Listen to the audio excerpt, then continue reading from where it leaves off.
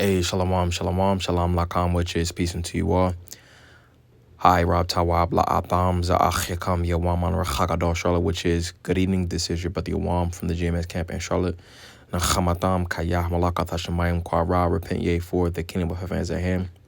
Kahalayim la la banawa Yahweh Bahasham Yahweh Shai Bahasham Rachak or Dashwa Mashana Laza Kwanim Nawa.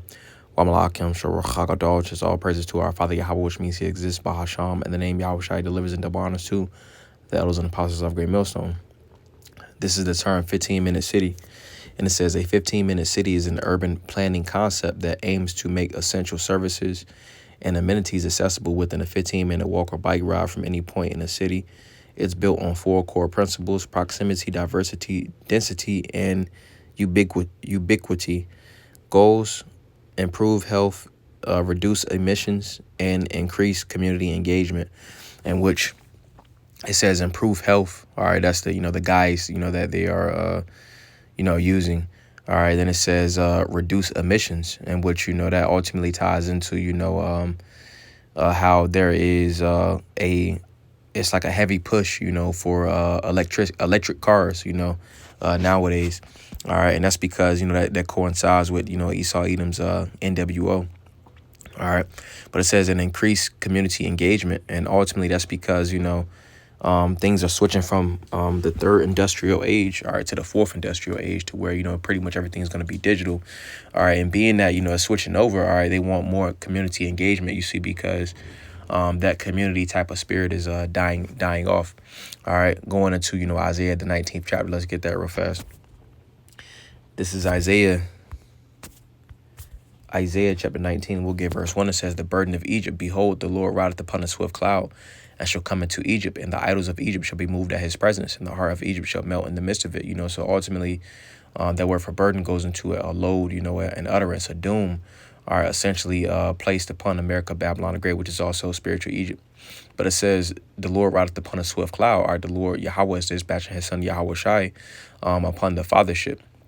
All right, and it says, and shall come into Egypt, and the idols of Egypt shall be moved at his presence. So just as in ancient Egypt, the idols and the so-called gods back then, all right, they was moved. All right, you see, so the idols in present day Egypt is being moved. All right, so whether that's the dollar, all right, people confide in their cars. All right, people confide in the system of America, Babylon the Great, and then part of that system goes into the community. So that's being moved out of the way. So scriptures say in Isaiah the 47th chapter, they shall seek to the idols and to the charmers, and them that have, verse 3 goes into how they're going to seek to the idols and to the charmers and them that have familiar spirits, all right, because they're trying to bring back that how things once was. All right, so going back, or I'm gonna finish it out.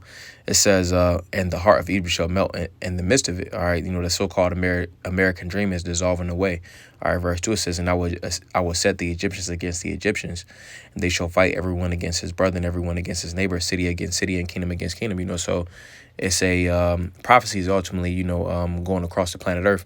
All right, and as prophecy is taking place, all right, Esau Edom is trying to combat prophecy, you see, but it's nothing that he can do to ultimately sustain his kingdom.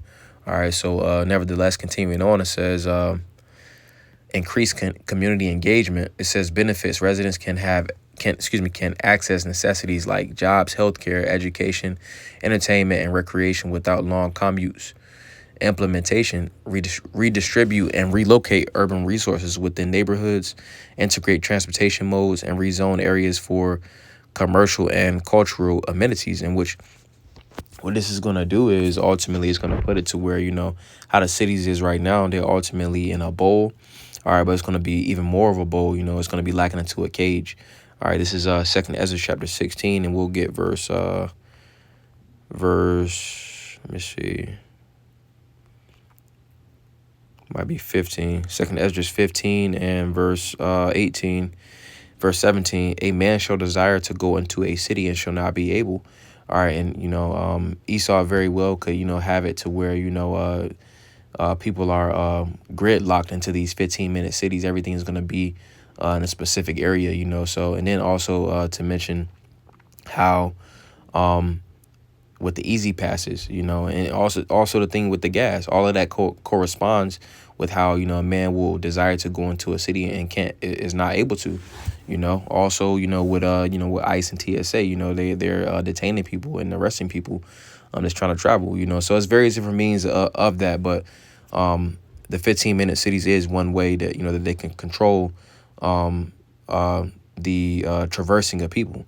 All right, but it says implementation. It says redistribute, relocate urban resources within neighborhoods, integrate transportation modes, and rezone areas for commercial and cultural amenities. It says popularity. Paris popularized the concept in 2019, and it is a key part of Mayor Anne Hidalgo's re-election campaign. Other cities like Shanghai, Guangzhou, Chengdu, Houston, and Melbourne are also incorporating 15-minute city principles, but that's the switch now. All right. But we ultimately understand that, Esau Edom's way of life is not sustainable. All right. So no matter what he does, all right, it's not going to avail to anything. Let's get this real fast. Let's get Matthew chapter 24, and we'll get verse 22. All right. And it says, and except those days should be shortened, there should no flesh be saved. But for the elect's sake, those days shall be shortened. And ultimately, the days got to be shortened, you see, because how everything is going, life isn't sustainable, from the food, all right, to the air, to the people, all right, from the mindset of the people, all right, transportation, modes, all right, how the exhaust, it affects the ozone layer, all right, and so on and so forth, all right. This way of life is not sustainable, all right. The hustle and bustle of America, Babylon the Great, is not a way to live, all right. It's not even real money that people are ultimately working for, but let's get another one. We'll get Proverbs chapter 29 and verse 2. It says, when the righteous are in authority, the people rejoice, but when the wicked beareth rule, the people mourn. So when the righteous are in authority, everything is going to be ran in a balanced type of a way. The scriptures, ultimately give a blueprint on how the earth should be ran. You see, so the righteous, all right, the elect are ultimately going to rule the world, all right, with the scriptures. It says the people rejoice, when you get a creation or an invention or something like that, when you use the manual, all right, everything runs optimally. All right, so with the earth, all right, with the earth being ran with the scriptures, everybody's going to be rejoicing, you see, because that's how creation was supposed to be ran after the scriptures. All right, so it says, but when the wicked beareth rule, the people mourn, you see, because the wicked, they rule it after a way that's not conducive to the scriptures. All right, as Psalms, the 10th chapter, goes into how, the wicked ultimately don't seek after the Lord. They're adverse to the Lord. So what's on their minds is what's going to be conducted in the planet Earth. You see, so it's going to be wickedness, and it's going to be wickedness, and it's going to be ran unbalanced. All right, and we see what's taking place. All right, you got a lot of unrest, a lot of civil problems. It's just a lot of problems, where it does not necessarily have to be any problems, i.e., the food. All right, different problems with people in the population. All right, you got, problems with, different animals, Esau take, different foods out of the ocean and make it into a delicacy, so that throws the earth out of whack. All right, let's get that real fast. This is Psalms 82 and verse 5. And it says, they know not, neither will they understand. They walk on in darkness. All the foundations of the earth are out of course. So everything is out of course, being that Esau, even the so-called white man, is ruling. All right. So let's also we'll get Proverbs chapter 11. And we'll get verse 10. It says, when it goeth well with the righteous, the city rejoiceth. All right. So when things are going well with the righteous, all right, with the elect, all right, when the elect are ultimately in their proper order, in that eminence, all right, the people is going to be rejoicing. All right, again, reiterating from Proverbs 29 and 2, because everything is going to be ran with the righteous rule book. It says, and when the wicked perish, there is shouting. All right, so it's going to be shouting. This word for shouting goes into, it says Radnan or Radna, and it says ringing cry. It says supplication, joy, praise. You see, because when Esau Edom is taken out of power, man, it's a lot of problems are going to be solved, and even problems we don't even we're not even aware of. All right, but just going back to the point that, how this world is being ran is ran in a way that's not, conducive. It shouldn't be to where, as a person, you have to have a fucking license to drive a car, or you have to have permission to, go somewhere to travel. All right, that should be, you should just be able to travel just because, you should be able to roam freely and traverse the world, that the Lord made. First and foremost, the Israelites, because the world was created for our sakes, as it mentions in and I believe it's in Second Esdras. All right, but let's get another one. We'll get Psalms chapter 21. We'll get verse 8, and it says, "Thine hand shall find out all thine enemies. Thy right hand shall find out all those that hate thee."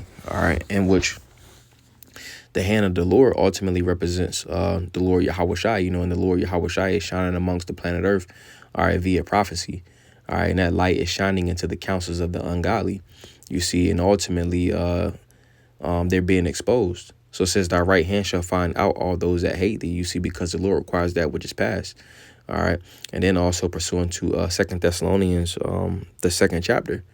All right, how the wicked is being revealed.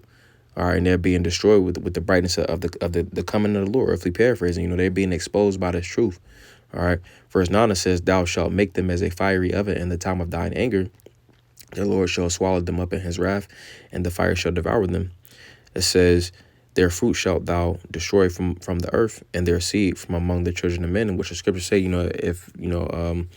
if his children be born, it is for the sword, roughly paraphrasing in Job. But it says, "For they intended evil against thee. They imagined a mischievous device which they are not able to perform." And that mischievous device goes into that, the charagma. They're going to charagma a decent portion of the world. They're going to get 2/3. All right, you see, but they're not going to touch the elect. That's why it goes into they're not going to be able to perform what they ultimately want to plan. All right, let's get this. This is Revelation chapter 13, and we'll start at verse 15. All right, because this ultimately what all this is leading to. All right, from the electric cars to the Internet of Things to the data centers to everything that corresponds with this man's society. All right, what he's trying to move over to is to make everything digital. All right, to correspond with this charagma. So this is Revelation chapter 13 and verse 15. It says, "And he had power to give life unto the image of the beast, that the image of the beast should both speak and cause that as many as would not worship the image of the beast should be killed."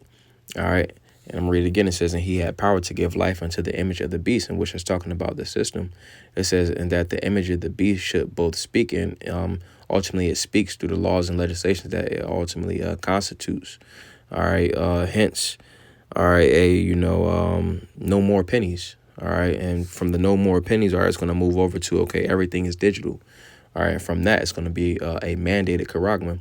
So it says, "The image of the beast should both speak and cause that as many would not worship the image of the beast should be killed." So those that don't get along with the system, they're essentially going to be excommunicated from society. And then ultimately after that, they're going to be coming after those, predominantly the prophets. All right, and actually, trying to off people.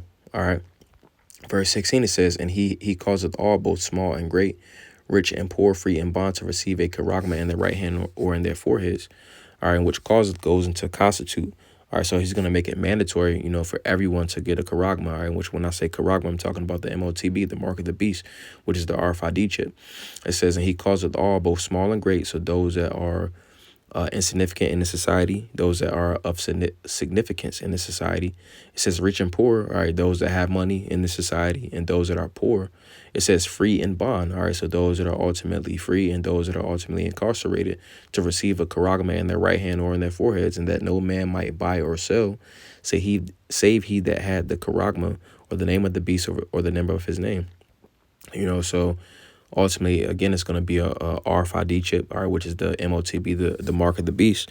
All right, and those that don't ultimately subscribe to this, ultimately are going to be, excommunicated from society. You see, but in order to take place in Esau's systems, his, the little cities he set up, and everything else he sets up with this fourth industrial age.